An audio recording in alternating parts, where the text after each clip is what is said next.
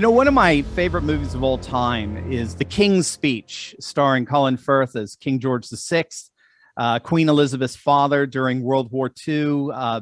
He suffered from a terrible stammer that prevented him from being able to speak publicly. And in the movie, there's this wonderful scene. It's the night before his coronation, and he's really angry at his speech therapist by the name of Lionel because George, it goes by the nickname Bertie. That's what everyone in his family calls him. Bertie was going to be coronated the king the next day, and he found out that Lionel was never properly trained as a speech therapist or had the proper credentials. And so he began to doubt all the speaking techniques that he learned from Lionel, and he began to panic, realizing now he's not going to be able to give speeches as a king during a time of war.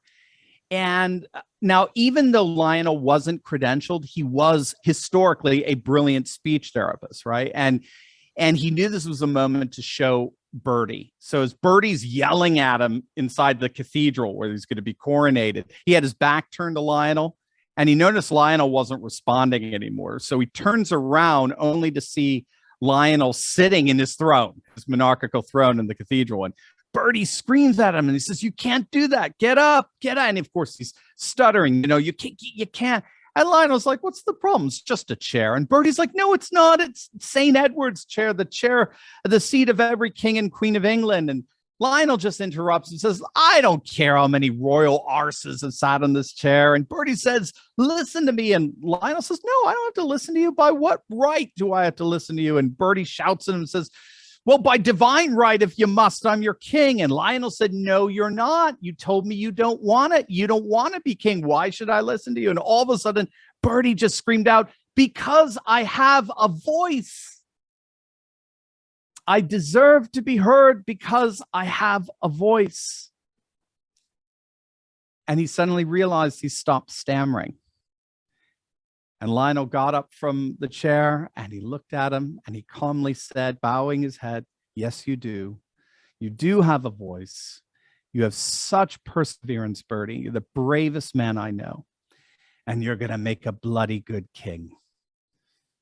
One of the things that I love so much about what I do here on this broadcast each and every day is that I have a platform to help you find your voice. And no one is able to help you find your voice better than my guest today, Taylor Conroy. Taylor is the co-founder of Thought Leader, an online education company dedicated to helping experts, entrepreneurs, and people with a story to share to get their message out of their heads and hearts and get it into the world. He's an expert at helping people like you land a Tedx Talk, even if you've never spoken on stage before in your life.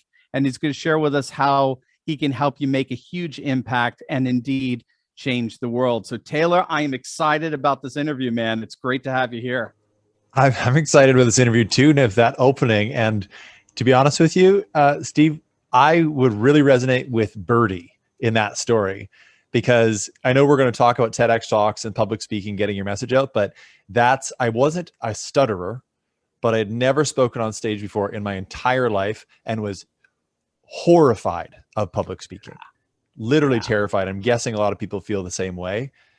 And I feel like the people, I don't know if you ever felt like that before you did your program. You're obviously a very eloquent orator. But that's where a lot of people are with their messages. And I think it's less to do with them actually being scared, but more to do with their message being so important that they want to get it out in the right way. Yes, I think you're absolutely right. Right. Because I'm maybe just starting this podcast or just having to speak in front of people just in general. It was always like, what if it doesn't come out right? What if I don't say it the right way? All the doubts, all the self-talk and the like. And this is where you come in, man. This is where your coaching really impacts lives to help people get over that self-talk and be able to. It's fascinating. It's not even just making an impact per se. It's having the satisfaction of knowing that what you have bottled up in that mind and that heart is now being shared with others. It's that communion. For those who don't know you, give us the basics. Tell us about Thought Leader. What do you do? Who do you serve? All that good stuff.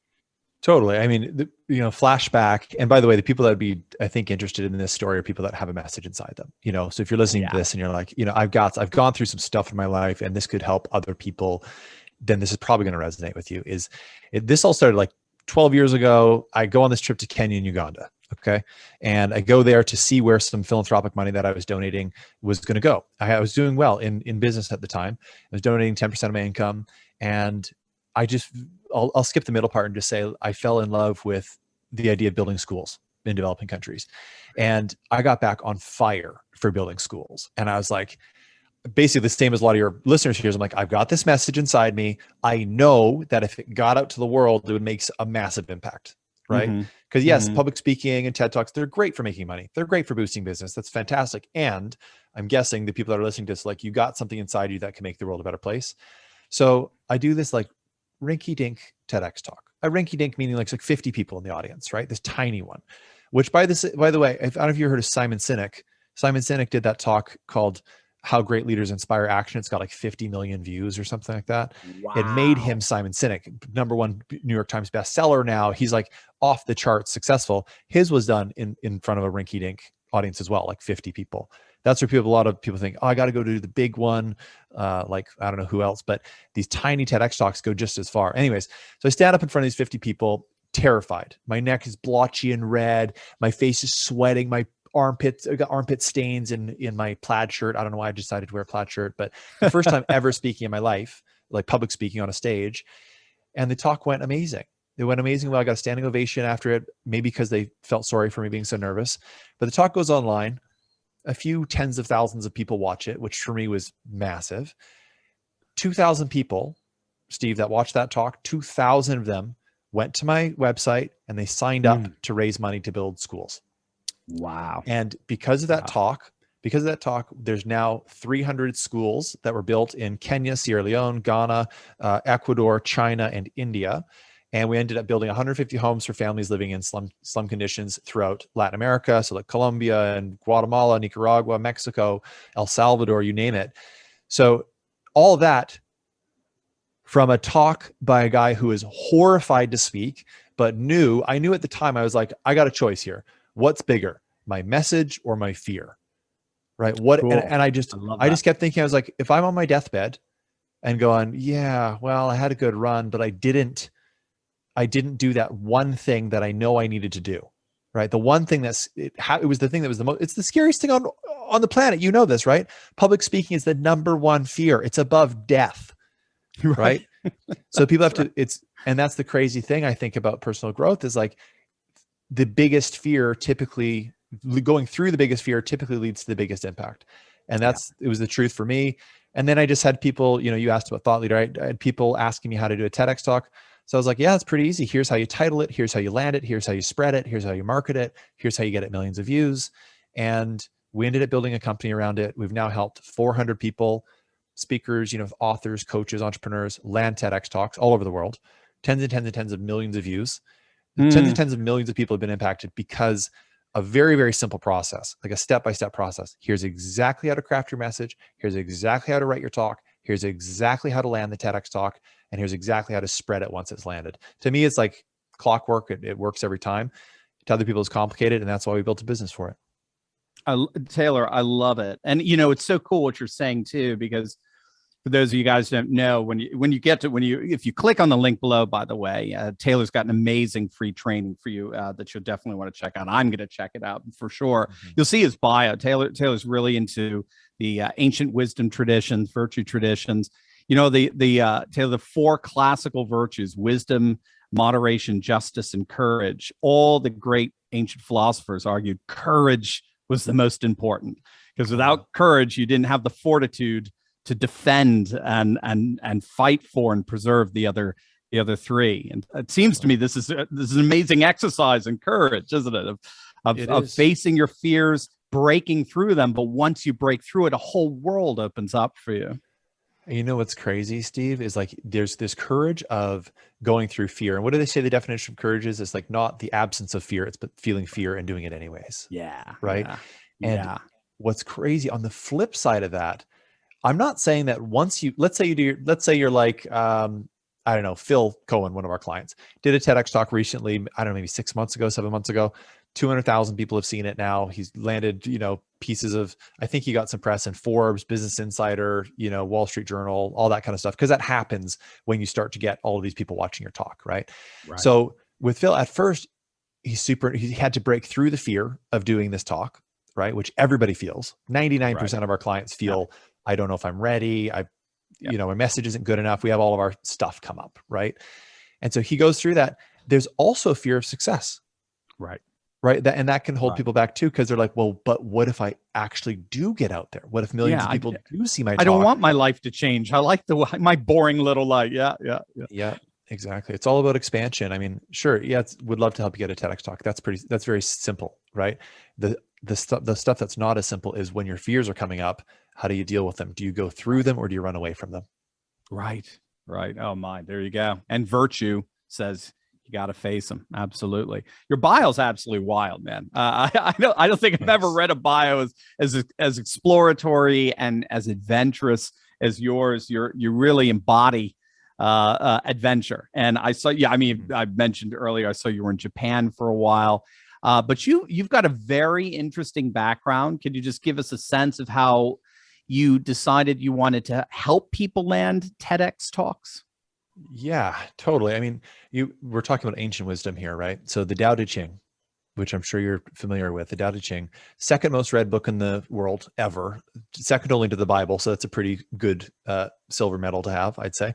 So Lao Tzu writes this book, the Tao Te Ching. And I at the time I'd made a couple $1 million. I was 26. I made the money in real estate. Anything I put my full energy into, I would do quite well.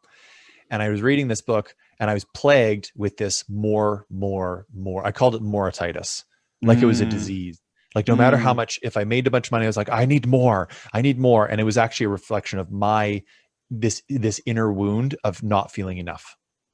Right. Like I didn't feel like I was enough. And therefore I was trying to fill that hole with outside, accomplishments. And a lot of the stuff on the bio that you read there, trying to fill that wound of trying to I want to feel like I'm enough. Anyways, I read the Tao Te Ching one day and it says, only the man who knows enough is enough will ever have enough. And I'm reading that. And I'm like, oh my God, I definitely don't know enough is enough, because here I am striving after more all the time, right? For myself, trying to build my personal empire and stuff like that. And it was at that moment that everything changed. I decided, look, I have enough. I have enough financial resources. I have enough. I'm going to stop putting my focus inward on me, right? Like what I can do for myself. And I'm going to flip the switch. I'm going to focus outward. What is the most impact that I could have in the world? Right. And because if I have enough, then of course the energy's got to go somewhere. I'm putting it outward to other people. And it gave me I invited myself, I guess, to step into a much bigger version of me, right? Like the message that everybody has inside them right now, that is for other people. It's not for you. It's not meant just for you inside. You went through all the stuff that you went through, right? A lot of your clients are probably like, they're coaches and maybe they're self-published a book, or they're consultants, or they're entrepreneurs, or maybe they just want to leave their 9 to 5. Chances are the stuff that they went through themselves, when shared with a whole bunch of other people, will catalyze their business and their personal growth to an entire next level, right? So that's why the TEDx talk is a bridge. It's from where you're at now to where you want to be. Wow, I love it. Yeah, when you were talking about enough is enough, I've thought of, I forget where I found it, where to be human is to have an infinite, or to the fallenness element to it is to have infinite appetites that you're trying to fill with finite things, and it's never enough.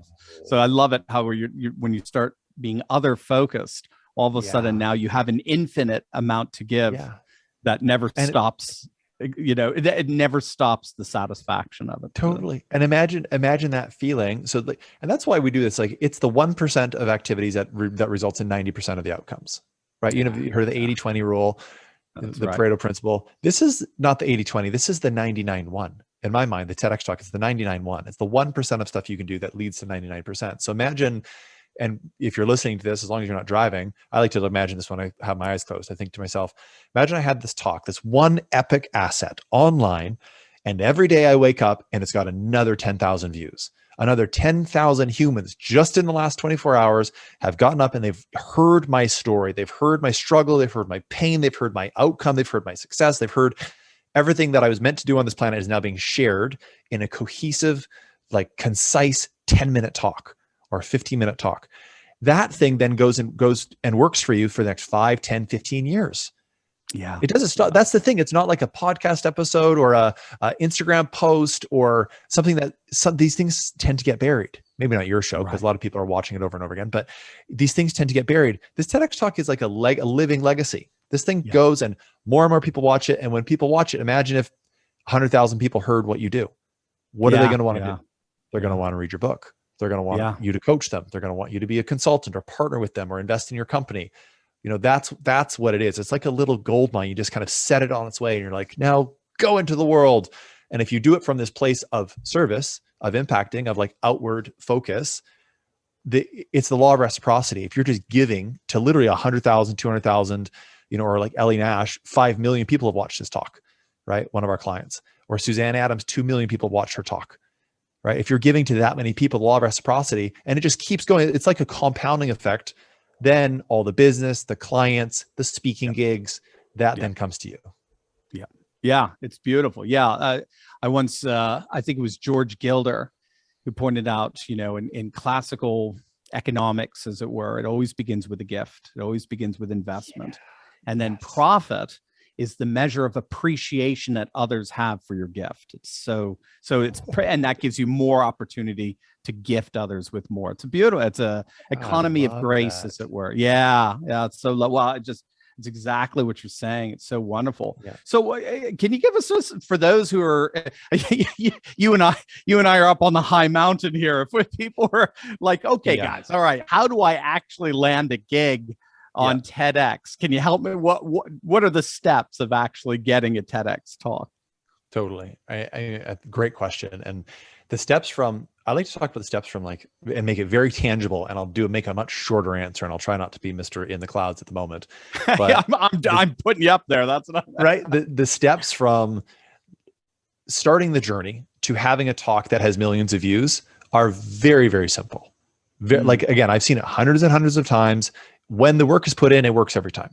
When the work is put in, it literally works every time. We've got messages from every different background, every different ethnicity, religion, creed. I am a proponent for free speech. I believe in the person's right to speak absolutely freely. And so I will support someone who has a differing view set than I have, because I support their freedom to speak freely. Right. And that said, now that I've seen it work hundreds and hundreds of times, the step-by-step is very, very simple. Step number 1, we got to get crystal clear on your message. Crystal clear. What is your one idea? And people think, well, if my idea is not unique enough, or I've seen it on 5 other TEDx talks, or people have talked about self-love before, or free speech before, or whatever it is. You are the filter through which the message comes through. I'm guessing someone, even you and I, Steve, right? Sure, we're both like middle-aged white males, right? We've got that in common. And your life experiences are drastically different than mine. You and I could literally go on stage on 2 different stages, do the exact same talk, and we would reach completely different audiences. Right. It's true. Because you're not meant to reach 8 billion people with your TEDx talk. You're meant to reach the million people that it really resonates with, or the 200,000 people, or the 30,000 people, you know, or the 10 million, whatever it is. We've got a client who's got 11 million views to our talk, right? So you're meant to reach those people. And so if you're talking about a message that's been talked about before, fantastic. That means there's a market for it, right? You absolutely should, because what's unique about the message is you, the messenger. So number 1, crystal clear on the message. Number 2, we have to come up with a winning TEDx application, right? A winning TEDx, like meaning an application that is actually going to land a talk. And after doing this, like I said, after helping 400 people land TEDx talks, we know what that looks like. Right. So we teach our clients, this is exactly what it needs to say. Here's how you need to say it. Here's exactly how it needs to be formatted. And the next step is applying to events that are looking for speakers like you, right? Applying to we have a team that goes out and identifies all the different events that are happening all over the world at any one given time. We gather all of the information on the contact information of the organizer, where the event's taking place, what the theme is. There's a ton of information that someone needs to grab. We glean all of that off the internet, and then we figure out what are the events that are looking for you as a speaker, right? What's the one that's going to fit your profile? Perfect. Right. And then so once we've got your idea clear, it's in a winning TEDx application and it's getting applied to the right events, then landing the talk it's not an if, it's a matter of when. Yeah, right? there you go. Yeah, it's just a matter of causality at that point. Wow. Yeah. Now? Okay, so you've got the technique or the path, I should say. What about the actual execution of the talk, the speaking? What if I've never spoken on stage before? What if I've got the butterflies of just even thinking about doing something like this? Great question. I'd ask it with a rhetorical question back. And what if you had someone who has reached tens of millions of people coaching you on your talk? And what if you had basically Toastmasters on steroids and you could practice your talk 4 or 5 days a week if you want it in front of live human beings on Zoom, so that you actually get comfortable with your talk and you get on stage and you feel completely confident, like I'm in the right space, present, authentic, humorous. Every person's going to do a different talk. Like I lean into humor in my talks, right? You have already, in this time that we spent together, which is like, I don't know, like 15 minutes or something, you've already quoted numerous philosophers, wisdom keepers, traditions that needs to be baked into your talk, because that's you. That's authentic to you, right? So the way that we teach people how to write a talk is how to lean into their authenticity, right? Because they'll watch TEDx talks and they're like, I can't stand in one spot and just talk for 15 minutes. That's not my style, right? And then I'd say, cool, you're probably more like a Jamie Oliver. If you've ever seen Jamie Oliver's TEDx talk, he goes on stage, he has a wheelbarrow full of sugar. To make a point, he dumps it on the stage and he's like, that's how much sugar is in however many Coca-Colas or whatever, right? He does this big thing. If you watch my talks, I'm walking all over the place. I'm sitting down. I'm pretending I'm a 7-year-old child to like make a point in a story, that kind of thing, right? Or if you're Amy Cuddy, who's got 50 million views to her talk, you're going to stand there, read on stage and not move, because that's her style. Right. If you're Simon Sinek, he's walking around, he's got these glasses he keeps pushing up, and he's got an Office Depot flip chart. 50 million people have watched that talk because it's authentic to him. So yes, we have a talk structure, and we want to make sure that we embed emotionality. We want humor. We want storytelling. We want facts. We want analogies. We want all of that within one talk. And it has to be catered to you, or whoever's listening, your authentic style. Right. So we give you the construct, and we draw the lines in black and white, and you add the color so that you can show up on stage. You need to show up on stage at a 12 out of 10, right? A 12 out of 10 as in the most authentic version of you. Because if you show up at a 12 out of 10 energy, then the audience can show up at a 10 out of 10. It's just how it works. Right. And so you need to be as fully you and authentic as possible. It's actually more of like unlearning how you're supposed to speak and learning more how you naturally speak, because that's how you're really going to connect with people. And that's when people will share your talk, because they're like, I felt that. I want to share this thing. This was amazing. Yeah. Oh, it's brilliant. So you have a free webinar that I am very excited about. Can you tell people just if they sign up by just clicking on the link below, what they can expect to have? I believe it's an hour long or so. Yeah, it's an hour long, and the thing is jam-packed. Right? Like show up with a pen and paper, because by the end of the training, you're going to have the title of your talk dialed. You're going to have your ideal crystal clear. I do an exercise in there, which we don't have time for obviously today. I do an exercise on there to get you crystal clear. What is your idea? What's the title of your talk? And at the end of the presentation, I literally give you 25 TEDx events that are looking for speakers right now, so that you can have that for free. That way you can watch the training. Hey, if we work together, amazing. Right? Like if I get to help you land your talk and you're like number 401 of our clients that lands a talk, fantastic. I would love that. Right? Our clients are landing talks almost every day of the week right now. Right? Wow. If you end up being one of those people, fantastic. And if you just watch the training and at the end of it, you're like, you know what? I think I got this. Cool.